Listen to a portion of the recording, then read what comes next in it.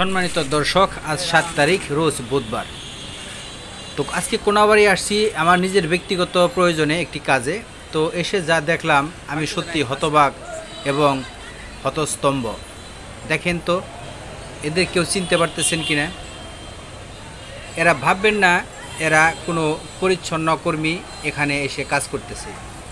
এরা ওই ছাত্র সমাজ যারা কিছুদিন আগেও, কয়েকদিন আগেও ছাত্র বৈষম্য আন্দোলন করে দেশের সরকারকে পতন করতে, দেশের সরকারকে হটাতে, দেশের সরকারকে গদি থেকে নামাতে বাধ্য করেছে। সেই সন্তানেরা যারা বাসায় এক মুঠো ভাত বেড়ে খায় না, সেই সন্তানরা আজ রাস্তায় নেমে ট্রাফিক পুলিশের কাজ করতেছে। কেন? ট্রাফিক পুলিশের যে শূন্যতা এখন বিরাজ করতেছে, সেই শূন্যতাকে পূরণ করার জন্য আজকে তারা এই রাস্তায় নেমেছে। দেখেন, এখানে শুধু ছেলেরাই নয়, এখানে মেয়েরাও অংশগ্রহণ করেছে। এই ছেলেরা রোদে পুড়ে না খেয়ে বৃষ্টিতে ভিজে যেভাবেই পারতেছে, তাদের কন্ট্রোলিং এবং গাড়ি চলাচলের যে একটা সুশৃঙ্খল পরিবেশ, এটা অত্যন্ত সুন্দর এবং দৃষ্টিনন্দন একটা পরিবেশ এরা সৃষ্টি করেছে। আমার দেখা অনুযায়ী কোনাবাড়ি এই শহরের এই মেন পয়েন্টে আমি জ্যাম ছাড়া কখনো দেখিনি। আর আজকে দেখেন, আপনাদের দেখাচ্ছি, দেখেন কতটুকু জ্যাম এখানে লেগে আছে, আপনারা তা নিজেই অনুভব করতে পারবেন। এখানে শত শত স্কুলের ছাত্র এবং ছাত্রী যে ট্রাফিক পুলিশ হয়ে আজকে তারা রাস্তায় নেমেছে, দেখেন এটা বিস্ময়কর একটি ঘটনা। এটা ইতিহাসের পাতায় স্মরণীয় হয়ে থাকবে এই বাংলার জমিনে। তো প্রিয় দর্শক মণ্ডলী, আমি আপনাদের দেখানোর চেষ্টা করতেছি। দেখেন, এখানে বোরকা পরিহিত মেয়েরা, এবং প্রথম যে মেয়েগুলাকে দেখেছি হাত দিয়ে গ্লাস পরে, ড্রেনের কালো ময়লা পানি তারা দু হাতে উঠিয়ে ফুটপাতে ড্রামের ভিতর ভরে ময়লার গাড়িতে উঠিয়ে দিচ্ছে। এটা কি আপনি সাধারণ ঘটনা বলে মনে করবেন? যে ছেলে মেয়েরা কোনো জিনিস দেখলে না ছিটকাতো সব সময়, সেই ছেলেরা আজকে রাস্তায় নেমেছে। এ বাংলাদেশ আর কি দেখতে চায়? এ বাংলাদেশের জনগণ আর কি দেখতে চায়? দেখেন, আমি এতটাই আশ্চর্যিত হয়েছি, এতটাই অভিভূত হয়েছি যে আসলে এই ছাত্ররা দেশের অরাজকতা থেকে দেশের গণতন্ত্রকে রক্ষা করে আজকে তারা দেশ যেভাবে দেখেন, এই যে ছেলেরা দেখেন কিভাবে বস্তায় পড়তেছে। কেন? এরা কি কোনো টাকার বিনিময় করতেছে? আসলে তারা দেশপ্রেম, এদের ভিতরে, এদের হৃদয়ের স্পন্দনে দেশের প্রেম, মায়া, মহব্বত এবং ভালোবাসার টানেই আজকে তারা ঘর ছেড়ে রাস্তায় নেমে জনগণের সুবিধার জন্যে, জনগণের একটু স্বস্তির জন্য তারা নিজেরা ঘাম ঝরাচ্ছে এই রাজপথে। কেন? আপনার আর আমার জন্যই তো। একটি শিক্ষিত সুসমাজ, সুশীল সমাজ যদি এদের এই কাজগুলোকে মূল্যায়ন করে, এরা দেশের একদিন সত্যি সত্যি ভবিষ্যৎ নাগরিক হিসেবে প্রাধান্য পাবে। দেখেন এরা হাত উঁচিয়ে গাড়ি এক সাইড, এদের কাজটা হলো যে সাইডে অটো যাবে সেই সাইডে অটো, বড় গাড়ি একটা সাইড, এরা রাস্তার মধ্যে 2টা থেকে 3টা ব্যারিকেড সৃষ্টি করেছে। কারণ এক রাস্তার গাড়ি আর এক রাস্তায় এরা যাইতে দিচ্ছে না। আসলেই ট্রাফিক পুলিশেরও আমি ব্যক্তিগতভাবে মনে করি এভাবেই কাজ করা উচিত।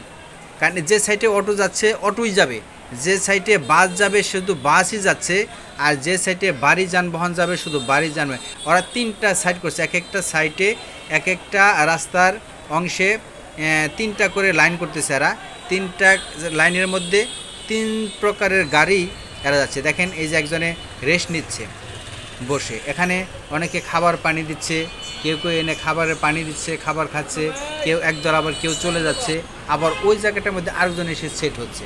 আসলেই ওদের এই শৃঙ্খলাটা দেখে আমার এত ভালো লেগেছে বিদায় আজকে এই দুপুরবেলা নিজে কষ্ট করে হলেও আমি ক্যামেরা বন্দি করলাম এই সোনার ছেলেদের।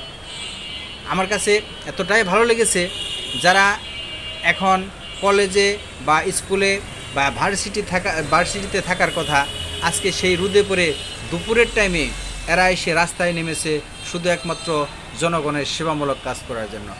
এই তো দেশপ্রেম। এর চেয়ে আর কি চায় মানুষ? তাই এরকম একটি সুশৃঙ্খল পরিবেশ এদের কাছ থেকে দেশের যারা দায়িত্বস্থানীয় লোক আছেন তাদের আসলে শিক্ষা গ্রহণ করা উচিত। আসলে দেশটাকে কিভাবে পরিচালনা করা উচিত, ট্রাফিক বিভাগকে কিভাবে দেখা উচিত।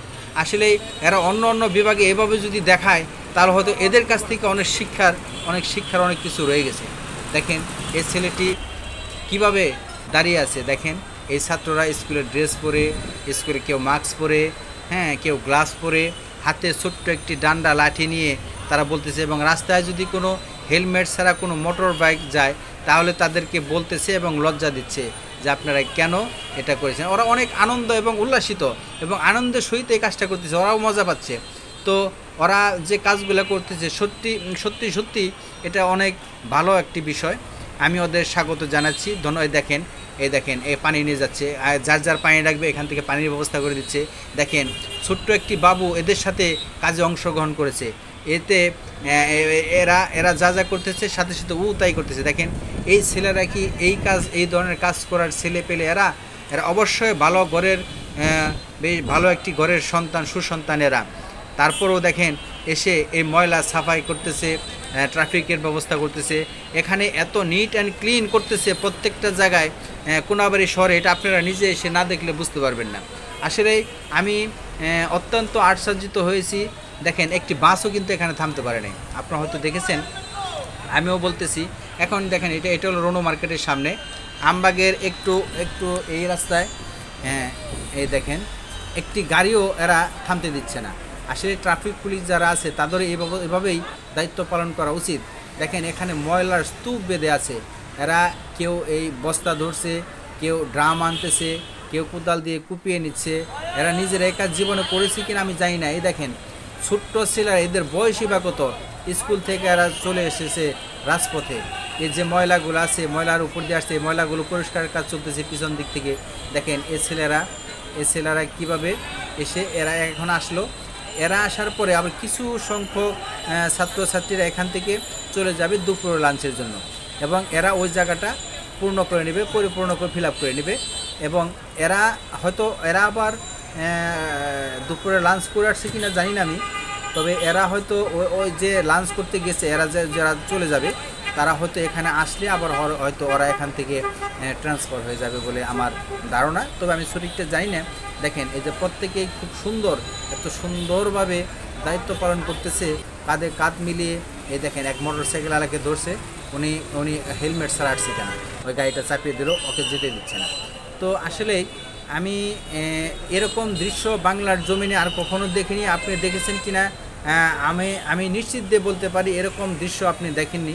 তবে এটা কোনাবাড়ি গাজীপুর এলাকার একটি দৃশ্য আপনাদের ক্যামেরাবন্দি করে দেখালাম।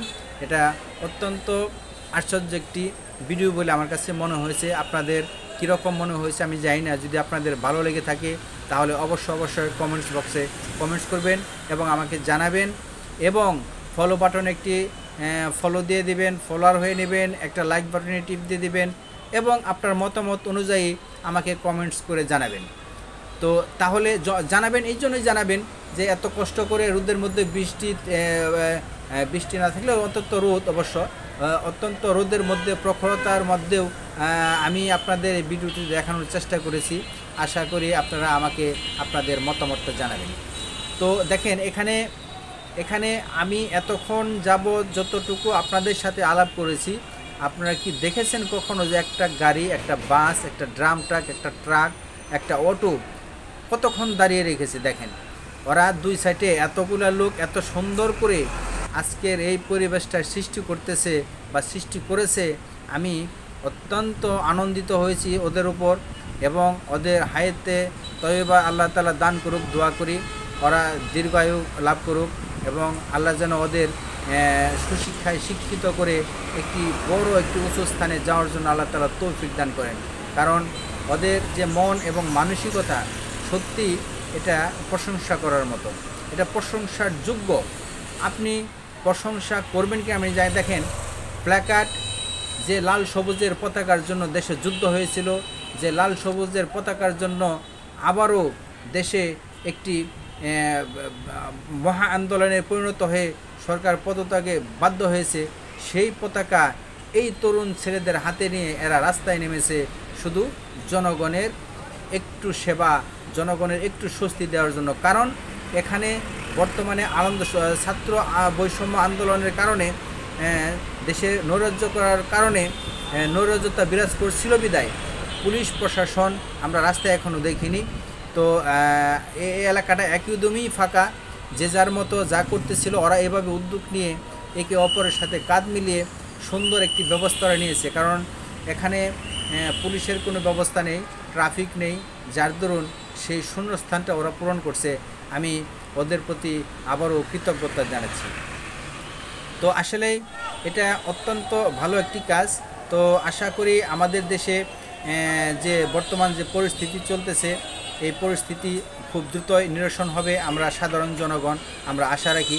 তবে দেশের যেভাবে বিভিন্ন জায়গায় শুনতেছি যে লুট হচ্ছে, কোথাও কোথাও ডাকাতি হচ্ছে, তো এখানে যারা সেনা প্রধান যারা দায়িত্বে আছে বা আরও অন্য অন্য প্রশাসন ও বিভাগ যারা আছে তাদের কাছে অনুরোধ থাকবে আপনারা দেশের জনগণের জন্য, জনগণের একটু স্বস্তির জন্য বা জানমালের রক্ষা করার জন্য আপনারা একটু কষ্ট হলেও যে বর্তমান পরিস্থিতি এখন বিরাজ করতেছে এই অবস্থার মধ্যে আপনারা নিজেরা একটু কষ্ট হলেও এই ছাত্রদের দিকে তাকিয়ে এই ছাত্রদের কাছ থেকে শিক্ষা নিয়ে আপনারা আপনাদের দায়িত্ব খুব অনড়ভাবে খুব শক্ত হাতে পালন করবেন, যাতে দেখেন বিজয় এবং হাত উঁচিয়ে দেখাচ্ছে আমাকে। আমার এতটা ভালো লাগছে এই ছেলে হাত উঁচু করে দেখানোর জন্য, দেখেন এই ছেলেটিও।